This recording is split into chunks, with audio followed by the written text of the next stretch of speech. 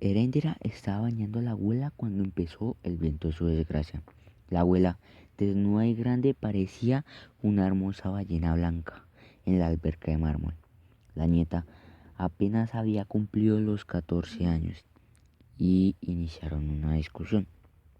Anoche soñé que estaba esperando una carta, dijo la abuela. Heréndira, que nunca hablaba, dijo sí. ¿No era por motivos indeudables?, preguntó. ¿Qué día era en el sueño? Jueves, contestó la abuela. Entonces era una carta con malas noticias, dijo Heréndira, pero nunca llegará.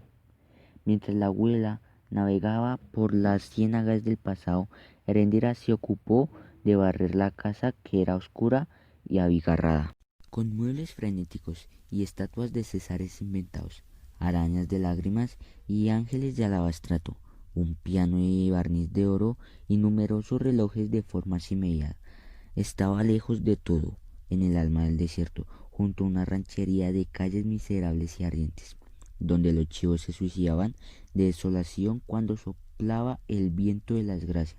Aquel refugio incomprensible había sido construido por el marido de la abuela, un contrabandista legendario que se llamaba Amadís. Con aquella tuvo un hijo que también se llamaba Amadís y que fue el padre de Heréndira.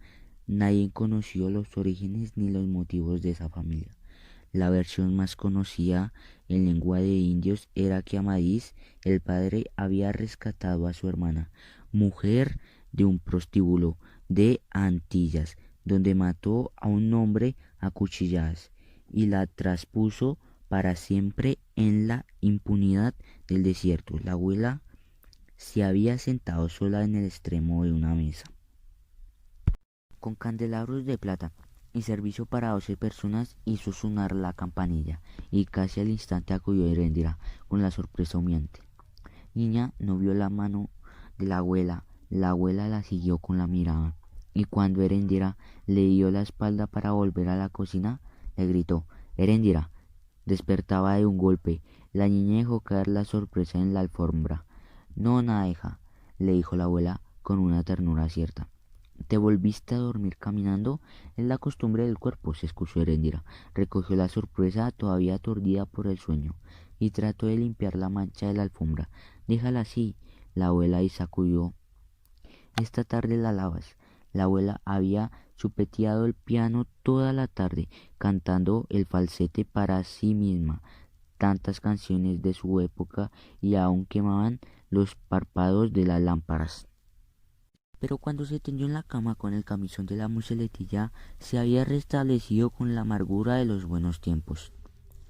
Aprovecha mañana para lavar también la alfombra de la sala, le dijo a Heréndira, que no ha visto el sol desde los tiempos del ruido. Sí, abuela, contestó la niña. Cogió un abanico de plumas y empezó a abanicar a la matrona, impecable, que le recitaba el código del orden nocturno, mientras se hundía en el sueño.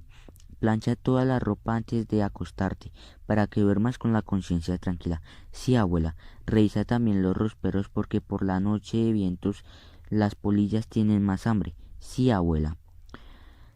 No dijo una sola palabra, no tuvo más cálculo de su valor.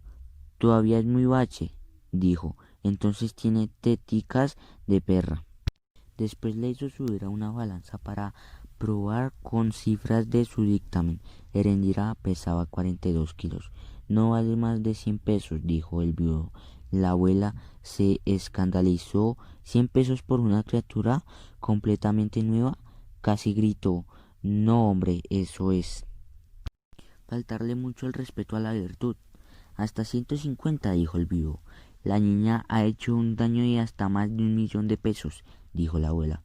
A este paso le harán falta como 200 años para pagarme, por fortuna, dijo el viudo. Lo único bueno es que tiene la edad de la tormenta amenazadora, con desjuiciar la casa, y había tantas goteras en el techo que casi llovía dentro como afuera. La abuela se sintió sola en un mundo de desastre. Suba siquiera hasta 300, dijo. 200 aunque sea. Al final se pusieron de acuerdo por 220 pesos y en efectivo. con algunas cosas de comer. La abuela le indicó entonces a Erendira que se fuera con el viudo. Este la condujo de la mano hacia la trastienda como si la llevara a la escuela. Aquí te espero, dijo la abuela. Sí, abuela, dijo Erendira. La trastienda era como una especie de cobertizo con 4 pilares de ladrillos y un techo de palmas podridas. Una barba de adobe de 1 metro de altura por donde se metían en la casa los distribuidores de la intemperie. Puestas en los bordes de la adobe había mesetas. La abuela se protegía del sol eterno con un paraguas descosido y respiraba mal por la tortura del sudor y el polvo. Pero aún en aquel estado infortuno se conservaba el dominio de su dignidad. Detrás de la pila de latas y sacos de arroz, Erendira pagó el viaje y el transporte de los muebles, haciendo amores de 20 pesos con el carguero del camión. De modo que cuando llegaron al primer pueblo, al cabo de una jornada mortal, Heréndira y el carguero se reposaban del buen amor detrás del parapeto de la carga. La abuela observó con incredulidad las calles miserables y solitarias de un pueblo un poco más grande, pero tan triste como el que habían abandonado. A mí no me interesa la claridad, sino el contrabando, dijo la abuela, pendiente del diálogo detrás de la carga. Heréndira hurgaba con el dedo un saco de arroz. Búsquelos y verá, se burló el conductor de buen humor. El carguero se dio cuenta que Heréndira había sacado el collar, se apresuró a quitárselo y lo metió otra vez en el saco de arroz. La abuela, que había decidido quedarse a pesar de la pobreza del pueblo, llamó entonces a la nieta para que la ayudara a bajar del camión. Heréndira se despidió del cargador con un beso apresurado, pero espontáneo y cierto. La abuela esperó sentada en el trono en medio de la calle, hasta que acabaron de bajar la carga. Esto pesa como un muerto, rió el conductor. Son 2, dijo la abuela. Apuesto que son estatuas de marfil, rió el conductor. Puso el baúl con los huesos, de cualquier modo, entre los muebles chamuscados y extendió la mano abierta frente a la abuela. La abuela señaló al carguero. El conductor miró sorprendido al ayudante, y éste le hizo una señal afirmativa. Volvió a la cabina del camión, donde viajaba una mujer enlutada con un niño de brazos que lloraba de calor. Lo digo yo, que fui el de la idea, dijo el carguero. La abuela lo examinó de cuerpo entero, sin disminuirlo, sino tratando de calcular el verdadero tamaño de sus agallas. El camión arrancó. Créanme que les diría ese montón, que les diría que le daría ese montón de plata si lo tuviera, dijo con seriedad el carguero. El carguero saltó en la plataforma del camión que se alejaba, en el mismo solar baldío, donde las dejó el camión. Heréndira y la abuela improvisaron un tenderete para vivir. El momento le correspondió a un guerrero en torno al lumbre. La abuela no solo le cerró el paso, sino que el guerrero entró. Sin embargo, volvió a salir rápidamente, porque Herendia quería dialogar. Herendia rompió a ayudar con un chillido de animal azorado. La abuela supo entonces que había traspuesto los límites. Se acabó, muchachos. Hasta mañana a las 9. Abuela, contestó Ulises con su naturalidad. Esperé toda la noche, dijo Ulises. Ulises se volvió a esconder detrás de la cama. Ulises se asomó otra vez. Entonces Ulises salió detrás de la cama y cogió la sábana por un extremo. Finalmente, de cada doblez, Ulises estaba más alrededor de Herendia. Pero me voy a fallecer, dijo Herendia. Herendia puso aparte la sábana sucia y cubrió la estera con otra limpia. Herendia estaba cansada, pero quería reposar. ¿Quién sabe cuándo?, dijo Ulises. Herendia miró pensativa a la abuela. Herendia se acostó en la cama, pero él se quedó callado. Ese hombre gringo, dijo Herendia. Herendia le descubrió el pecho, le otorgó besitos huérfanos, lo olfateó. El misionero señaló a Herendia. La abuela no esperaba que llegara a tanto. 3 días luego del encuentro con los misioneros, la abuela y Herendia, sin hacer un solo sonido, cubrieron a Herendia. No hubo un recurso que la abuela no intentara para salvar a la nieta de la tutela de los misioneros. correctas para ir a la abuela? Preguntó la abuela. Sus deberes oficiales, y se ocupó por completo de la abuela. Cinderales, la abuela contestó con furia solamente. Bartulos en la parrilla de la bicicleta y se dispuso a marcharse solo cuando la vio a pleno sol y con los ojos fijos en el convento. Vamos a ver quién se cansa primero, dijo la abuela. Ellos o yo. Solo entonces vio la abuela la bicicleta cargada. La abuela suspiró, pero no movió la cabeza a pesar del rencor, para no apartar la vista del convento. No la apartó durante muchos días del calor mineral, durante muchas noches de vientos perdidos, durante el tiempo de la meditación en que nadie salió del convento. Los indios construyeron un cobertizo de palma junto a la tienda, y allí colgaron sus chinchorros. Pero la abuela velaba hasta muy tarde, cabeceando en el trono y rumiando los cereales crudos de su faltriquera, con la desidia invencible de un buey acostado. La abuela los reconoció de inmediato porque eran iguales a los camiones de los Amadises. Vencida por una tentación irresistible, la abuela llamó al hombre. Lo único que sé con toda seguridad, dijo, es que usted no es la Virgen de los Remedios. Todo lo contrario, dijo la abuela, con una voz dulce. Soy la dama. El hombre puso la mano en la pistola por puro instinto. ¿Cuál dama? La de Amadís el Grande. Entonces no es de este mundo, dijo él tenso. ¿Qué es lo que quiere? Que me ayuden a rescatar a mi nieta, nieta de Amadís el Grande, hija de nuestro Amadís que está presa en ese convento. Esa madrugada la abuela durmió menos que las anteriores. Así se mantuvo hasta que sonó la campana del convento y se encendieron las primeras luces en las ventanas y el desierto se saturó de olor a pan caliente de los maitines. Erendira, en cambio, no perdió ni una noche de sueño desde que la llevaron al convento. Además, no era ella la única agotada al anochecer, pues aquel convento no estaba consagrado a la lucha contra el demonio, sino contra el desierto. Erendira vivía en su penumbra, descubriendo otras formas de belleza y de horror que nunca había imaginado en el mundo estrecho de la cama. Pero ni las novicias más montaraces ni las más persuasivas habían logrado que dijera una palabra desde que la llevaron al convento. Después del almuerzo, mientras blanqueaba la escalera con la brocha de esparto, esperó a que todas las novicias acabaran de subir y bajar. Se quedó sola, donde nadie pudiera oírla, y entonces habló por primera vez desde que entró al convento.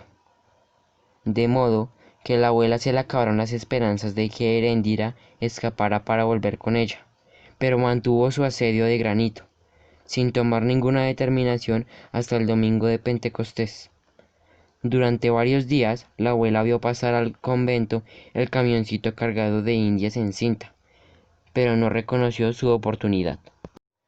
Así que Heréndira se casó en el patio del convento, con el baladrán de reclusa, y una mantilla de encaje que le regalaron las novicias, y sin saber al menos cómo se llamaba el esposo que le había comprado su abuela, San Pablo martillaba en latín bajo la canícula inmóvil, porque los misioneros no encontraron recursos para oponerse a la artimaña de la boda imprevista, pero le habían prometido la última tentativa para mantener en el convento. Sin embargo, al término de la ceremonia y en presencia del prefecto apostólico del alcalde militar que disparaba contra las nubes, de su esposo reciente y de su abuela impasible, Erendira se encontró de nuevo bajo el hechizo que la había dominado desde su nacimiento. En la oficina, el holandés abrió la caja de caudales, puso dentro las naranjas y volvió a cerrar la puerta blindada. Ulises se apartó entonces de la ventana y le replicó a su madre con impaciencia. Si no me crees, pregúntaselo a Ulises. Viajó por el desierto el resto de la noche y al amanecer preguntó por pueblos y rancherías cuál era el rumbo de Herendia. Pero nadie le daba razón, no lo encontró allí sino en el pueblo siguiente, y ya Herendia no andaba con él, pues la abuela había conseguido que el senador avalara su moralidad con una carta de su puño y letra, que se había conseguido que abriendo con ella las puertas mejor trancadas del desierto. En este rumbo, Ulises divisó al cabo de media jornada la capa amplia y percudida de la abuela le había comprado a un circo en derrota. El fotógrafo errante había vuelto con ella, convencido de que en efecto el mundo no era tan grande como pensaba, y tenía instalados cerca de la carpa sus telones idílicos. Una banda de chupacabras cautivaba a los clientes de Herendia con un valse ta- taciturno. Ulises esperó su turno para entrar, y lo primero que le llamó la atención fue el orden y la limpieza en el interior de la carpa. La cama de la abuela había recuperado su esplendor virreinal. La estatua del ángel estaba en su lugar junto al baúl funerario de las Amadises, y había además una bañera de peltre con patas de león. Acostada en su nuevo lecho de marquesina, Herendia estaba desnuda y plácida. E irradiaba fulgor, un fulgor infantil bajo la luz filtrada de la carpa. Ulises se detuvo junto a ella con las naranjas en la mano y advirtió que lo estaba mirando sin verlo. Herendía despertó, se sintió desnuda frente a Ulises, hizo un chillido sordo y se cubrió con la sábana hasta la cabeza. Estás toda color de naranja, dijo Ulises. Herendía se cubrió los ojos y comprobó que en efecto las naranjas tenían su color. Solo entré para mostrarte esto, dijo Ulises. Pero son naranjas vivas, exclamó Herendía. Claro, sonrió Ulises. Herendía no lo podía creer. Con tres. No lo podía creer. Con tres, así le damos la vuelta al mundo, dijo Ulises. Herendía le devolvió el diamante con un aire de desaliento. Ulises insintió.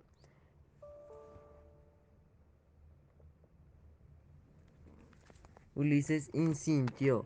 No puedo irme antes de 10 años, dijo Herendia. Sonrieron por primera vez. Es mi abuela, dijo. Ambos se rieron del equívoco, pero Herendira retomó el hilo. Nadie puede irse para ninguna parte sin permiso de su abuela. Pasaremos como los contrabandistas, dijo Ulises, empuñando la pistola con un dominio de Atarbán de cine. Imitó el sonido de los disparos para embullar a Herendía con su audacia.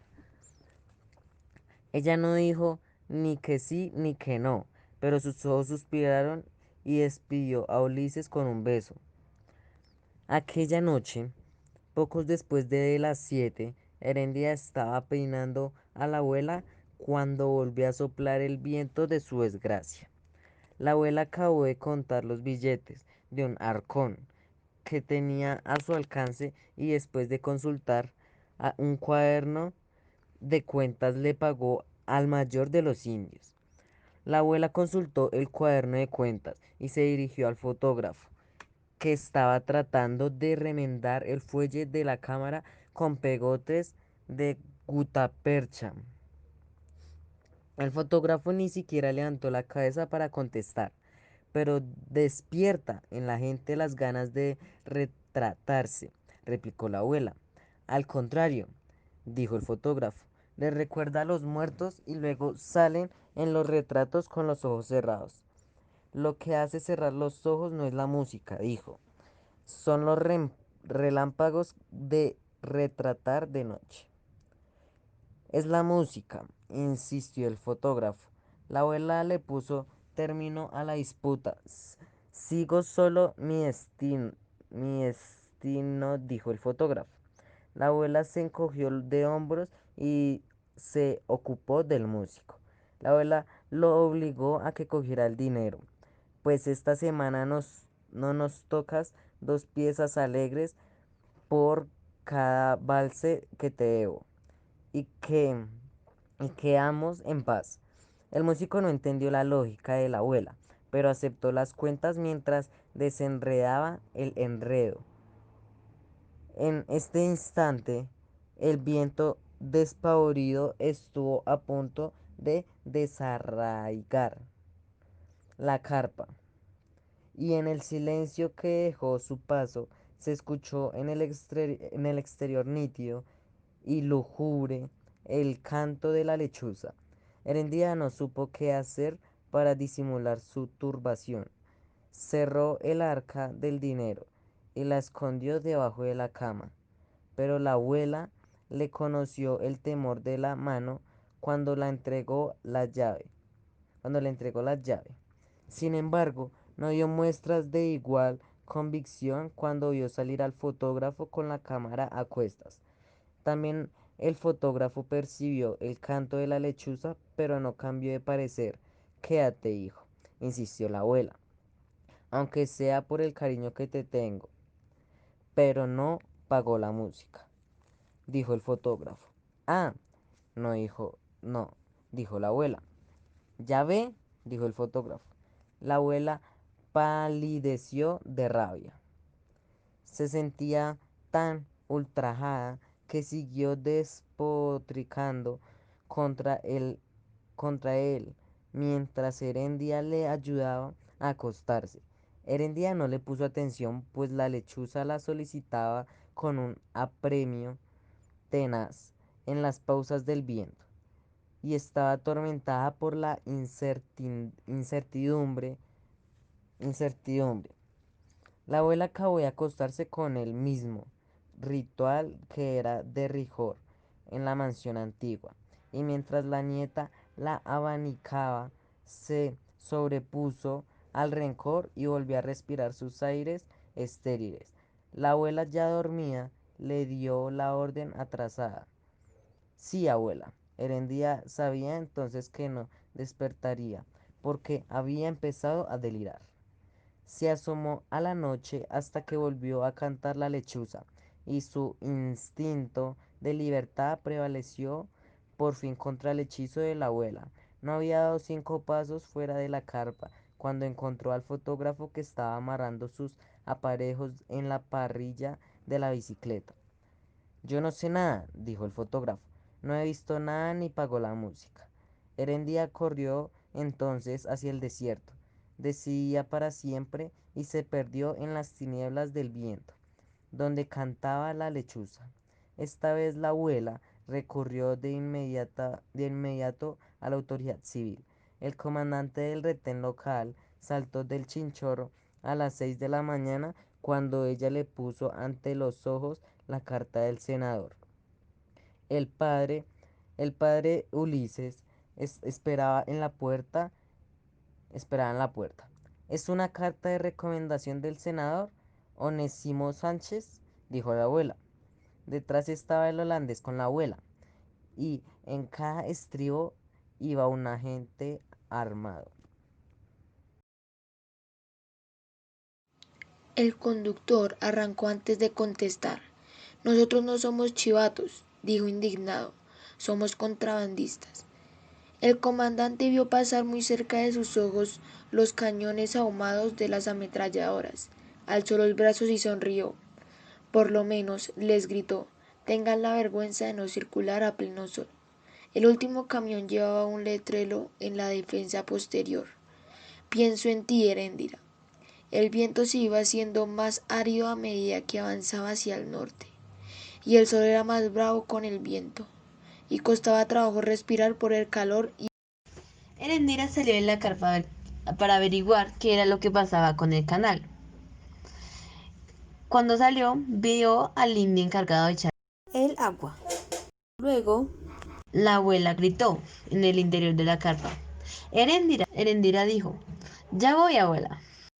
Erendira se acostó con los brazos en el pecho y los ojos abiertos, y llamó con todas las fuerzas de su voz interior. Ulises. Ulises despertó de un golpe en la casa naranja. Había oído la voz de Erendira con tanta claridad que la buscó en las sombras del cuarto. Al cabo de un instante de reflexión, hizo un rollo con su ropa y sus zapatos y abandonó el dormitorio. Cuando iba pasando por la terraza, su padre le dijo: ¿Para dónde vas? Ulises lo vio iluminado de azul por la luna. Para el mundo, contestó. Esta vez no te voy a impedir, dijo el holandés. Atravesó el desierto escondido en camiones de pasto. Erendira despertó. Y vio a Ulises. Entonces se besaron. Después de un tiempo la abuela empezó a delirar. Erendira y Ulises se quedaron un largo rato en silencio. En eso, Erendira le preguntó a Ulises: ¿te atreverías a matarla? Tomado de sorpresa, Ulises no supo qué contestar. Dijo: ¿quién sabe? ¿Tú te atreves? Yo no puedo, dijo Erendira, porque es mi abuela. Entonces Ulises empezó a mirar el cuerpo dormido, como midiendo su cantidad de vida, y decidió: por ti soy capaz de todo. Ulises compró una libra de veneno para ratas, la revolvió con nata de leche y mermelada de frambuesas, y vertió esta crema mortal dentro de un pastel. La abuela Cuando vio entrar a Ulises, le dijo: descarado, ¿cómo te atreves a poner los pies en esta casa? Vengo a pedirle perdón, dijo.